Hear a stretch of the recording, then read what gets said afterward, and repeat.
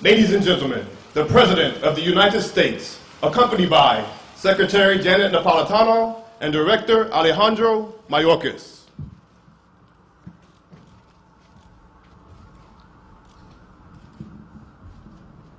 Ladies and gentlemen, to sing the national anthem, please welcome Sergeant First Class Colin Eaton.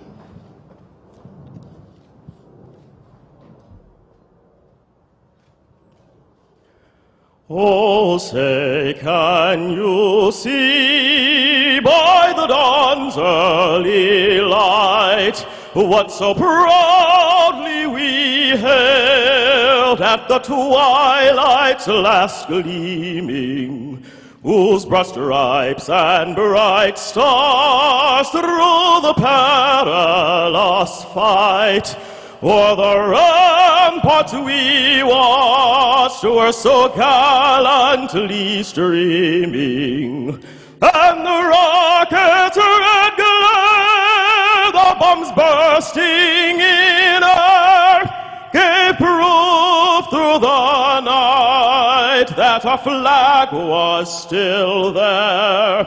Oh, say does that star-spangled banner yet wave o'er the land of the free and the home of the brave?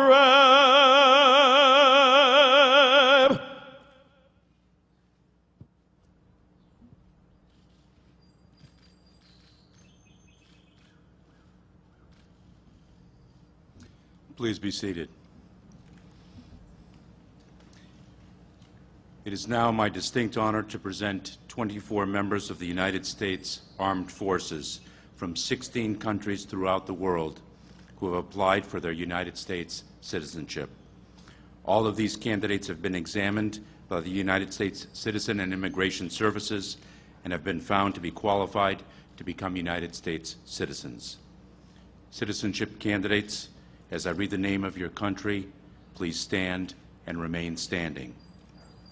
Brazil, China, Colombia, England, Ethiopia, Guyana, Haiti, Jamaica, Kenya, Mexico, Papua New Guinea, Peru, Philippines, Poland, Togo, Trinidad and Tobago.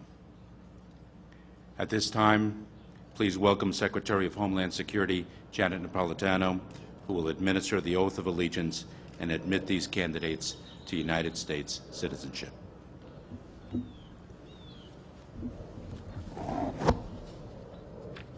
Good morning. Please remain standing. Candidates, please raise your right hand and repeat after me. I, and state your name, hereby declare on oath that I absolutely and entirely renounce and abjure all allegiance and fidelity to any foreign prince, potentate, state, or sovereignty, of whom or which I have heretofore been a subject or citizen, that I will support and defend the Constitution and laws of the United States of America against all enemies, foreign and domestic, that I will bear true faith and allegiance to the same, that I will bear arms on behalf of the United States when required by law, that I will perform non-combatant service in the armed forces of the United States when required by law, that I will perform work of national importance under civilian direction when required by law. That I take this obligation freely, without any mental reservation or purpose of evasion. So help me God. Congratulations, new citizens.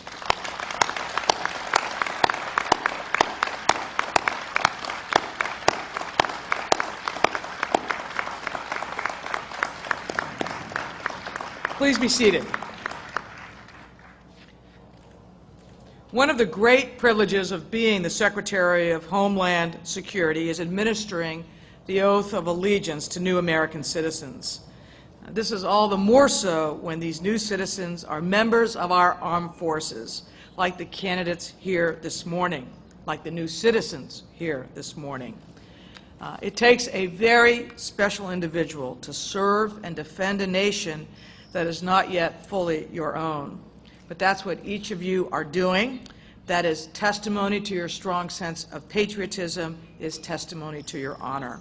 Our nation thanks you for your service. We owe the freedoms we all enjoy to the sacrifices of men and women like you. Since September the 11th, 2001, United States Citizenship and Immigration Services has naturalized over 58,000 members of our armed forces, bringing immigration services to our troops wherever they serve. And since last year, USCIS has offered non-citizen enlistees the opportunity to naturalize immediately upon completion of basic training so that they can graduate as American citizens. Supporting this work is a cadre of exceptional USCIS immigration officers who work directly with the military and their families. Because many of these civil servants are veterans themselves, they're keenly aware of the unique circumstances and multiple deployments military families can face. Proud to say that we are now working closely with the Department of Defense on our Naturalization and Basic Training Initiative and hope to expand this to all branches of the service no later than the end of this year. And we will continue to do everything in our power to expedite the naturalization process for those who are already giving so much to our country. So let me offer you my congratulations on your achievement today. We are all proud to call you fellow citizens. And now it is my distinct honor and privilege to introduce to you the President of the United States. Mr. President.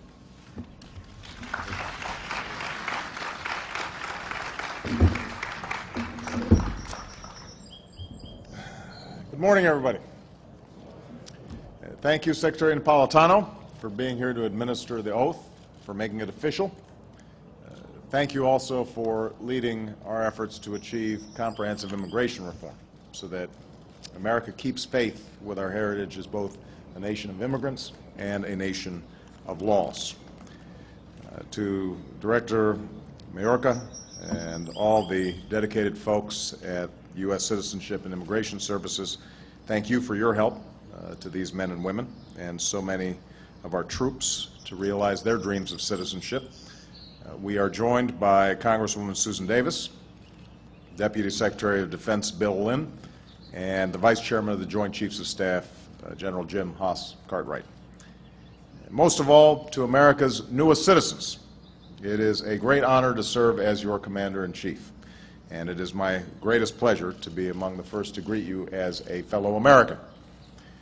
To you and your families, welcome to the White House. Now, today is your day, a celebration of 24 inspiring men and women and the remarkable journeys that have brought you together on this beautiful spring morning to our nation's capital. The paths that led you here began in more than a dozen countries, from Peru to Poland, from Kenya to the Philippines. Some of you came to America as children, holding tight to your parents' hands as you arrived in a new world. Some of you came as adults, leaving everything you knew behind in pursuit of a new life. And while your stories are your own, today we celebrate the common spirit that lives within each of you, a spirit that has renewed and strengthened America for more than 2 centuries.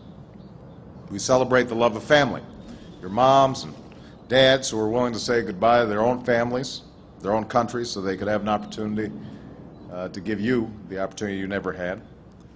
Like generations of immigrants before them, they worked hard, they scrimped and they saved, they deferred their own dreams so that you could realize yours.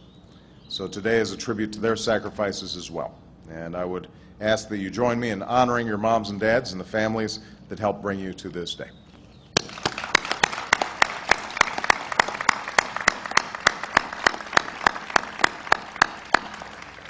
We celebrate the spirit of possibility, an ethic that says if you're willing to put your shoulder to the wheel and apply your God-given talents, if you believe in yourself and you play by the rules, then there is a place for you in the United States of America, no matter where you come from and no matter what you look like.